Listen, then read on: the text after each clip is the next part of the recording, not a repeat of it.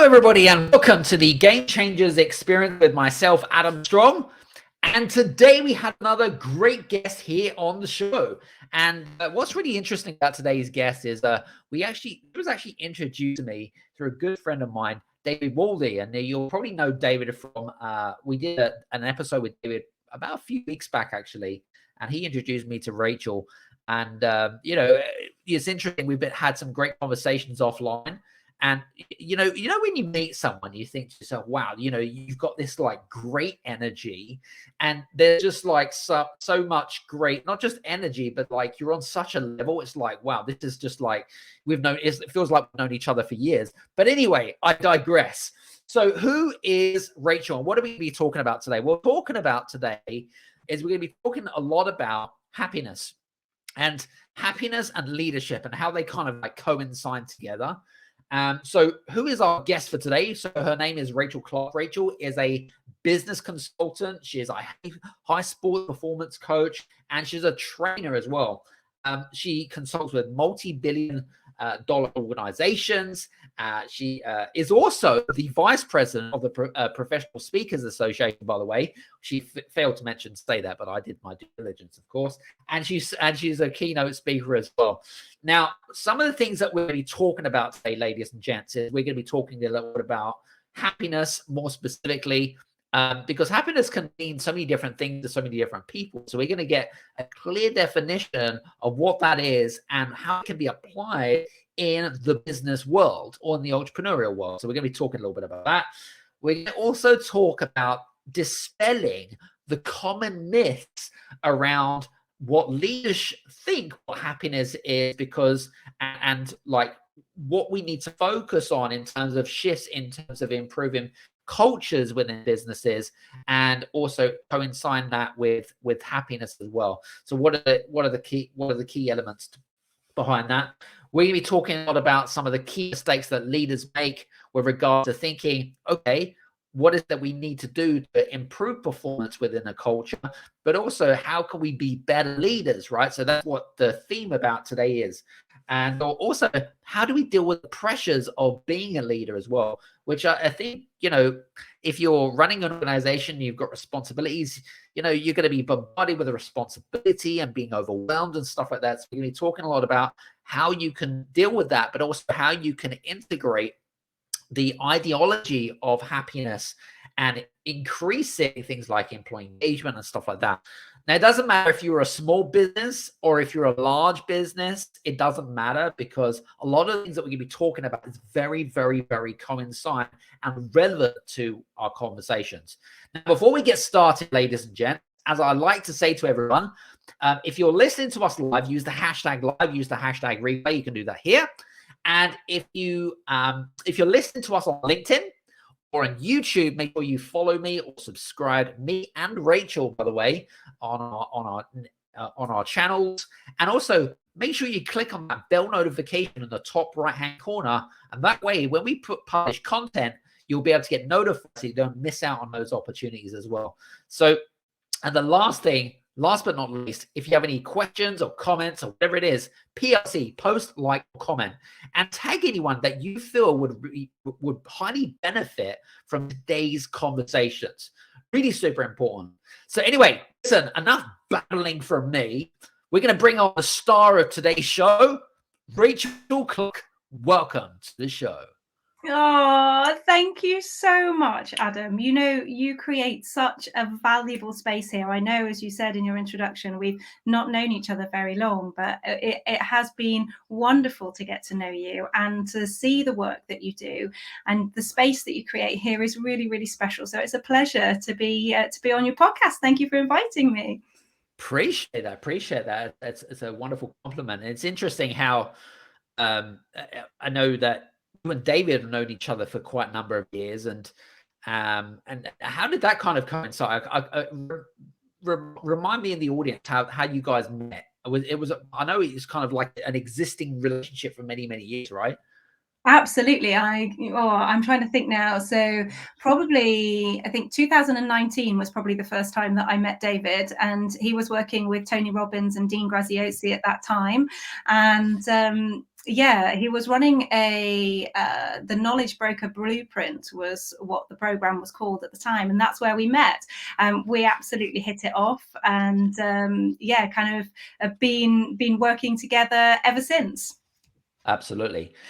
So today's theme is all around happiness and stuff. And one of the comments that I made when we first met, right, is I'm really big into energy, and I can really pick up your vibe, if you like, your energy or whatever you want to call it, right? And you always have a smile on your face. I mean, I know that you're human, like, but how do you, like, from your perspective, how do you define happiness? Like, what is the theme of happiness? How do you get into a state of happiness? And why bother? Like, what's the benefit of that? I know there's a lot of negativity out there, but why bother?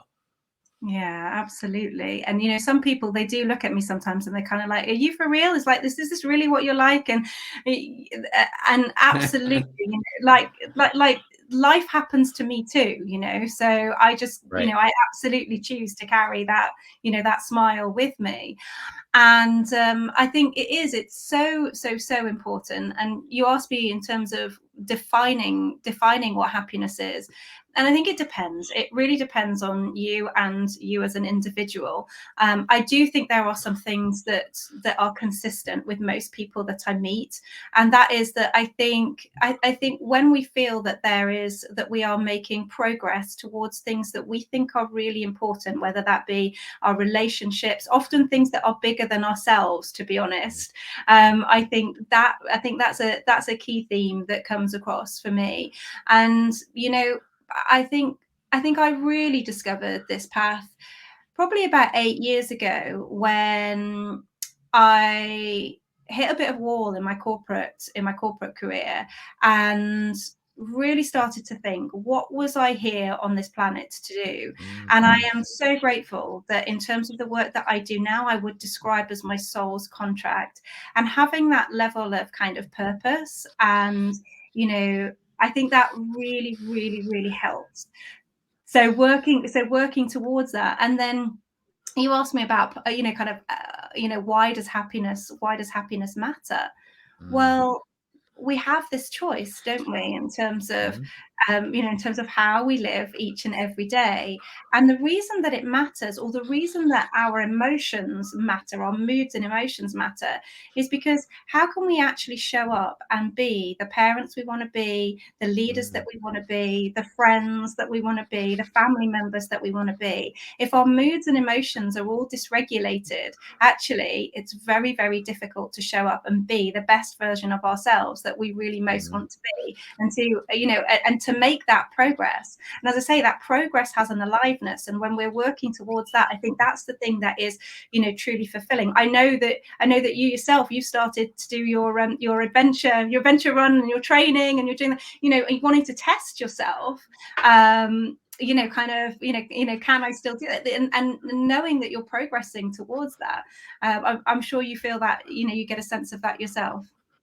I think for me is kind of like, I spoke about this the other day. It's kind of intrinsic motivation, right? It's like, it's not the external factors that affect my motivational levels. It makes me happy in abundance, gives me purpose, knowing that if I can fulfill my destiny internally, right, that's going to take me to a whole new level. Does that make sense? And I'll probably raise money for charity, most likely as well. And again, it gives you a sense of purpose. It gives you a sense of increasing the level of happiness, I suppose. But yeah, definitely.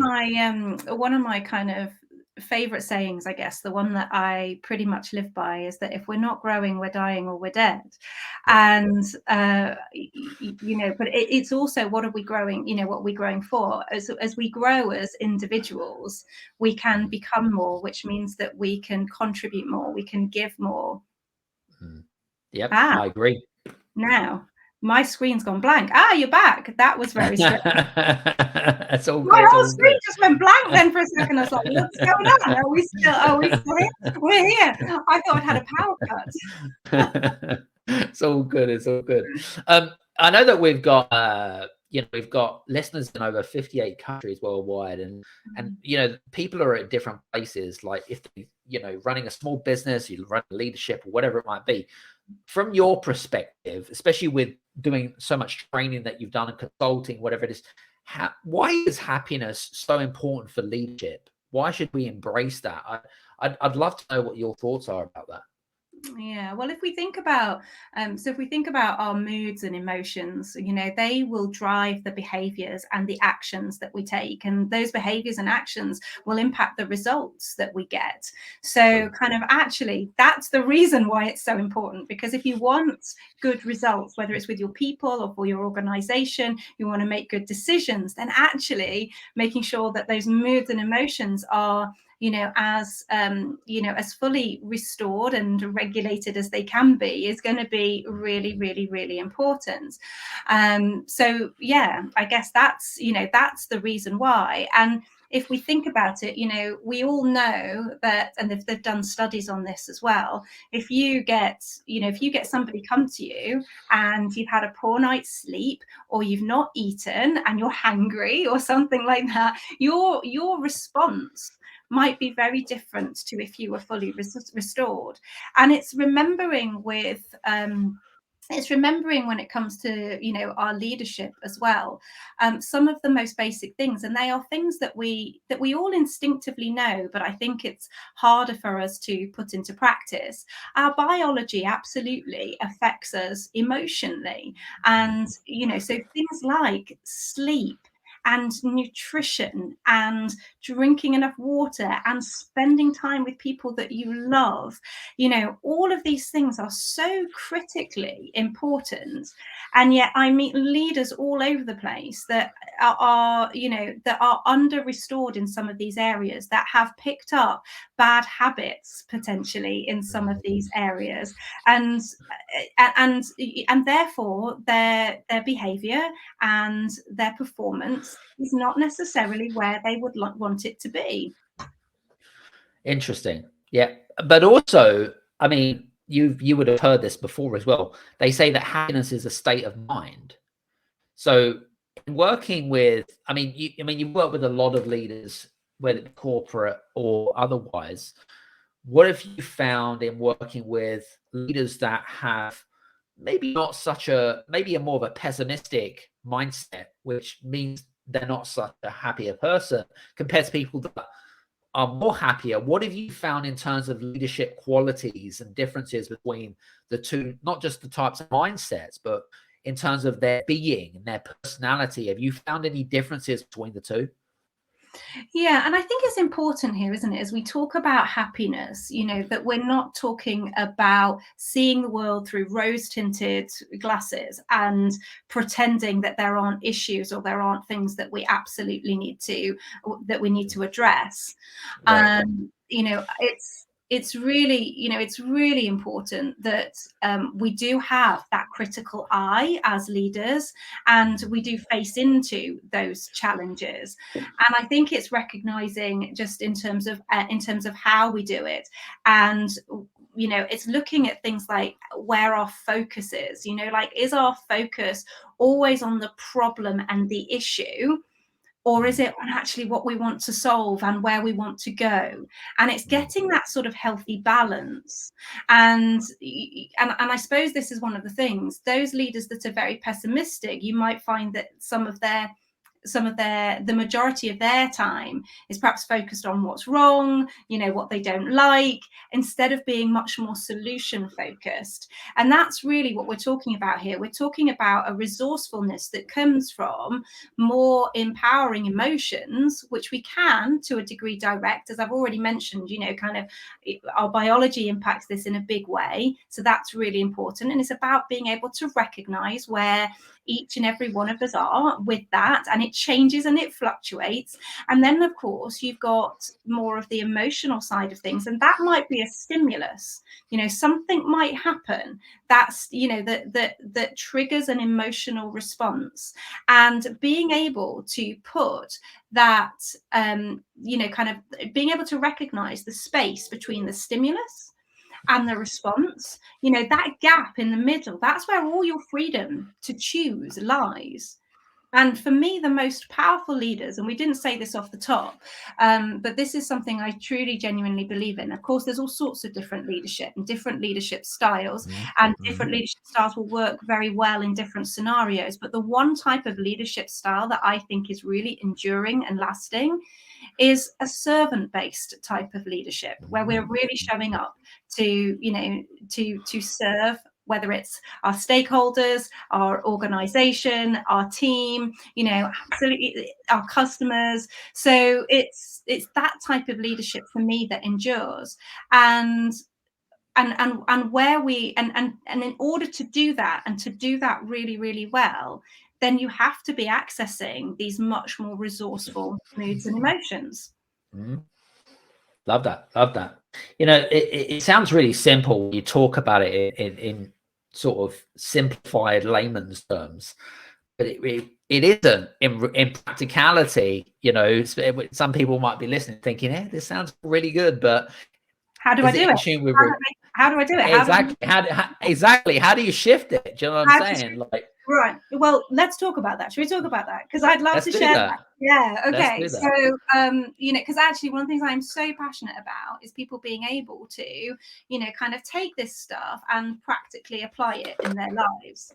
So if we just talk for a moment just around the biology side of things, that's about creating some really good habits around your sleep, around your self-care, around your own boundaries as well. Now, I'm a work in progress on this too, right? We all are. And sleep is still a big one for me that I still get challenged with. I'm tempted sometimes to stay up late and to continue to work.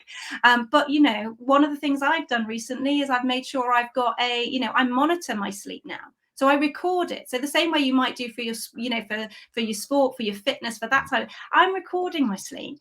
So, and it's not just about how long you spend in bed, but it's about the regularity of your sleep as well, so that you're going to bed and you're getting up at a regular time each day. And I talk about sleep first because sleep is the foundation, that so much, everything else can come from this. Like, I'm sure we've both got kids, and we've had those nights where, they've they've kept you up. My kids are not that old, so it's not that long ago for me. I can remember when I was up in the night. So sleep is absolutely critical. So looking at things like going to bed at the same time, waking up at a similar time. I'm going to sound really boring now, even at the weekends, and I'm not saying don't live. Of course, I'm not saying don't live, and and we all have various things. Like, you're traveling. I know you're going to be traveling like next week. We all have these things in our schedule that can challenge this. But as much as we can, kind of keeping that regularity and getting a decent number of hours sleep, and that varies between individuals, but typically sort of 7 to 8 hours a night would be really important. And then it's, how are we nourishing ourselves? And the nourishment not only comes from the foods that we eat. Oh my gosh, Adam, you'll know so much about this in terms of your background and everything, everything that you've done. But I often encourage people, if I was maybe to give one piece of advice, it would be, I'd encourage you, before you reach to put something in your mouth, ask, is this nourishing me? Does this nourish me? Is this cleansing me, or is this clogging me? And ask that question, and put only the things in that are cleansing and that are nourishing to you. Because sometimes it's late at night, we've had a busy week, and actually we feel like we want to go and reach into the fridge or the cupboard for something. And actually just taking that moment and going, actually, what do I really need to nourish myself right now?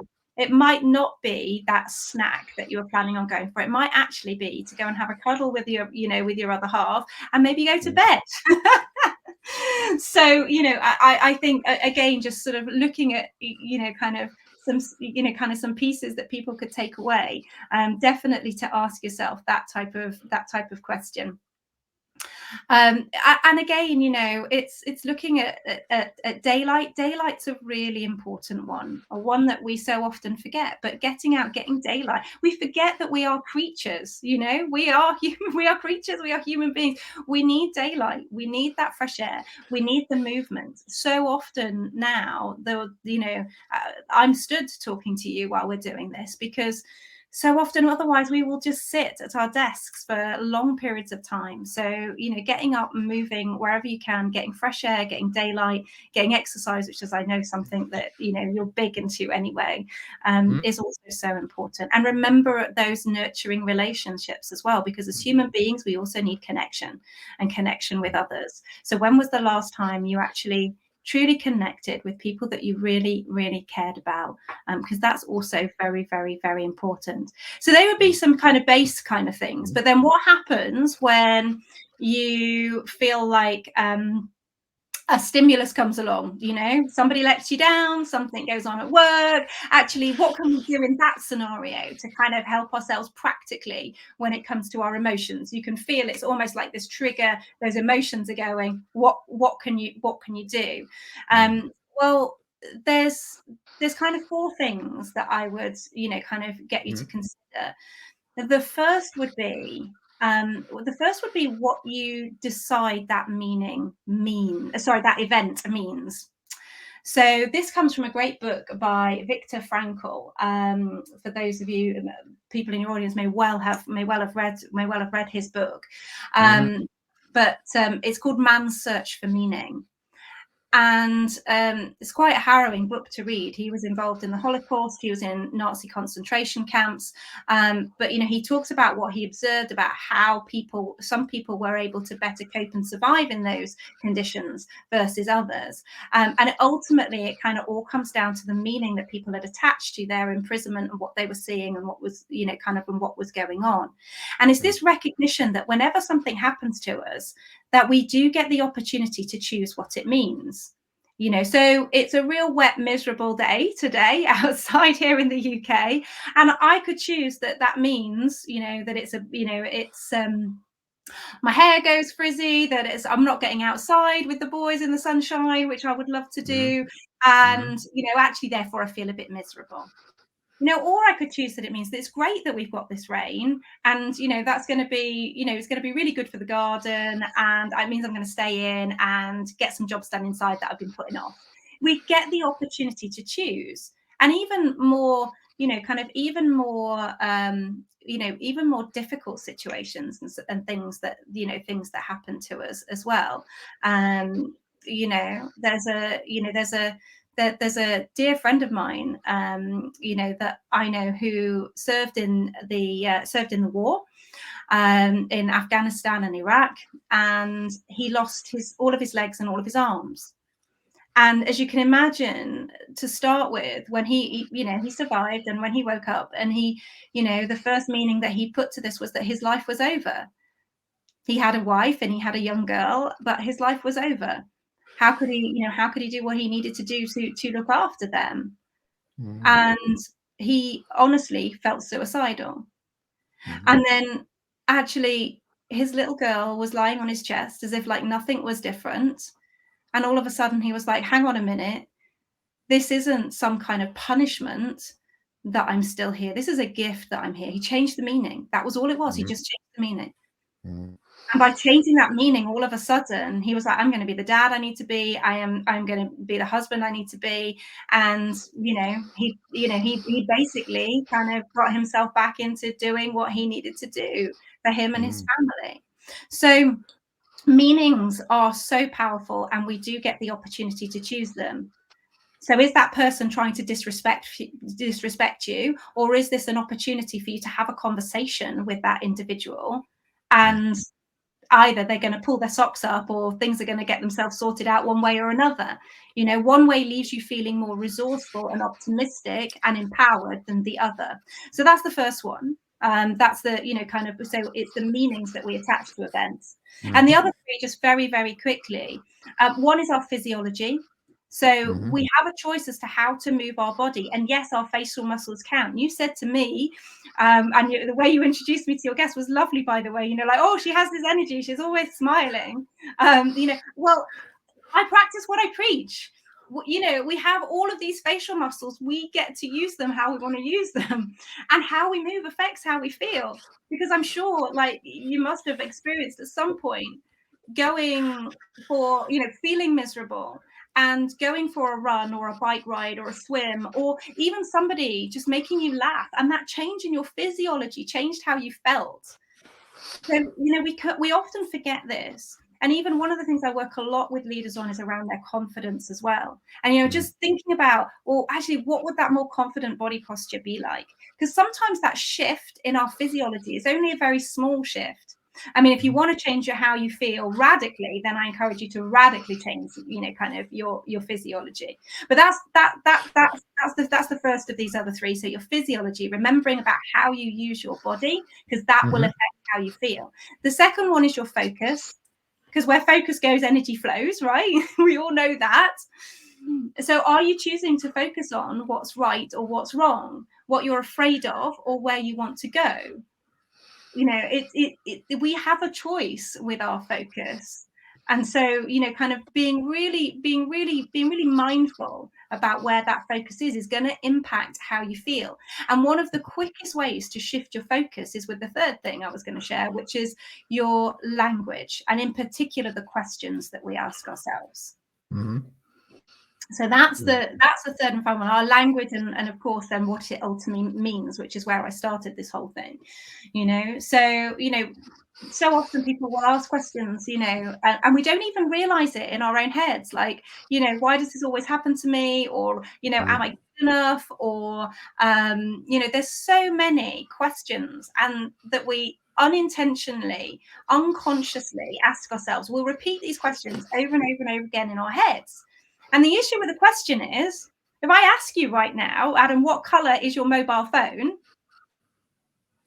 What is it? Oh yeah, purple. That's right. What happened when I asked you that question? For that split second that I asked you that question, what happened to your brain? What did you have to do? What happened to your thoughts? I had to remember. Absolutely. So questions hijack your brain. And the problem is that we're asking ourselves unconsciously questions all the time. And you're hijacking your own brain when you do it. And the questions that you ask yourself will direct your focus. So if you want to change your focus, ask yourself a better question. And that will absolutely, so instead of, am I good enough? Like, how can I be even more guided by this? Or, right. What do I want to do now, given where I'm at? What's the outcome that I'm committed to? If you've got a problem, actually, what could be great about this? Now, I know the brain typically kind of comes in and goes, nothing, because it does that. So you have to talk to yourself. And like, I kid you not, in terms of the way that we talk to ourselves, you have to talk to yourself with a bit more of a firm, directive voice. Like, I know you're saying nothing. I need an answer. What could be really good about this? What is good about this problem? How can I, what's the outcome that I'm committed to? And how can I solve this problem and have fun in the process of doing it? I love that question. I use that question all the time myself. Like, often there's a piece of work, there's something I'm looking at doing, I'm like, oh, I'm a little bit like stuck in the rut with this one. It's like you're questioning your subconscious, aren't you? You're challenging your inner critic. That's what you're describing, right? Absolutely. Yeah, absolutely. And even sometimes, it might not even seem like that inner critic necessarily. Because the questions come all the time. I think, the thing for me is about actually how can we build awareness of those questions. So just noticing what are the questions in your thoughts, in your own head, and what would be a better question to ask, a question that could help you where you want to go. And it often starts with things like, what do I really, really want? What am I really, really committed to? Why do I want it? We know the power of why. Like, actually, that's so important. Why do I want this? What's it going to give me? What pain or discomfort is it going to stop? Who can help? would be another good question.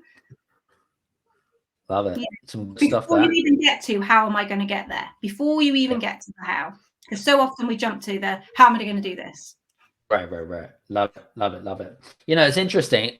One other thing that came to my mind, because I know that we're kind of coming towards the end, was I know that some leaders are very short-minded sometimes. So they're so focused on performance. So based on like sales, marketing, leads, they're focused on the financial aspect of stuff and overlooking the whole kind of initiate, you know, because happiness in a way for me, happiness and leadership, where they coincide really, really well. They really overlook the benefits. Is that what you find, especially when you're having conversations with a lot of leaders where they have maybe that mindset of not kind of looking at the bigger picture? What's your thoughts on that? So just to clarify your question there, Adam, is that around whether leaders do overlook the importance of happiness? Is that that your question? Okay. Exactly. Yeah. I think it depends. You know, I think a lot of the leaders that I end up working with, and I guess a lot of the people that are energetically attracted, you know, to working with me as well, they do value that. The challenge for them is that it is how do they create that? How do they create that not only in their own lives, but then how do they create that with their team? And so, you know, that is where I would lean in and, you know, and kind of work with either the team, the leadership team, or individuals kind of on that basis. Love it. Well, listen, I know that we're kind of coming to the end of our conversation, but you know, this whole kind of happiness thing really fascinates me and how you're applying it in the business world. I'd love to know more about like what is it that you're working on right now, not only to improve happiness and whatever it might be, but what are you working on right now? I mean, the audience would love to know. Oh yeah, so yeah, just some interesting things. So I'm running a big online event for an organization in a couple of weeks' time. Really excited about that. That's all about driving engagement for learning, development, and growth. Which, given what I've said to you, is just like such a happy humming place for me to be able to do that and to be able to speak to a huge audience on that basis. I'm also working with organizations in terms of looking at changing cultures as well. So you know, that's coming back to you know, actually there's been some tough times, and helping people to move beyond that and create and design a new future and what that looks like, both for individuals and also collectively for them as a team. And you know, and just continuing to I support people one-on-one as well. So yeah, just lots of all that good stuff. Love it. Well, listen, today's conversation has been super awesome. For you guys that have been listening in, if you have any questions for me or Rachel, feel free to use the chat function below. Again, as I mentioned to you at the very beginning, if you haven't subscribed to me or Rachel on LinkedIn and YouTube, do so right now. And make sure you click on the bell notification, because that way, when we publish content, you won't miss out. So, Rachel, I just want to say thank you so much for being on the show today. It's been a wonders. It's been an absolute pleasure. Thank you so much for having me. And I know we love questions, don't we? So genuinely, I am just another human being. So if there is anything, please do reach out. 100%. Well, listen, guys, hope you've enjoyed today's show. If you have, fantastic. Hopefully, we'll see you again on the next Game Changers experience. From me and Rachel, take care, and we'll see you soon. Cheers.